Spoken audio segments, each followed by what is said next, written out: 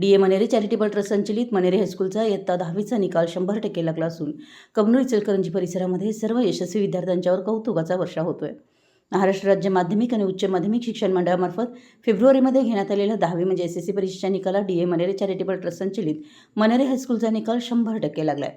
यंदा ही हायस्कूलनं 100% निकालाची परंपरा कायम राखत घवघवीत यश मिळवले।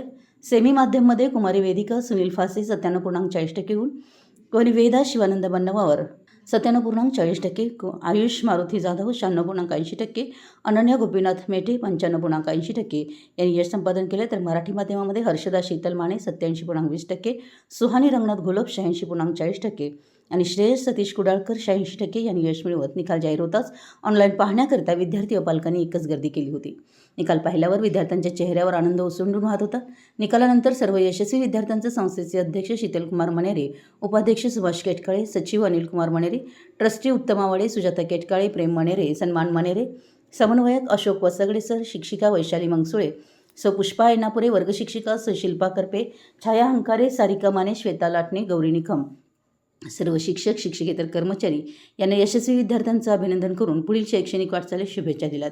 फटाक्यांची आतषबाजी करून जल्लोष साजरा करण्यात आला। मराठी एस न्यूजसाठी कबनूरहून चंदुलाल फकीर।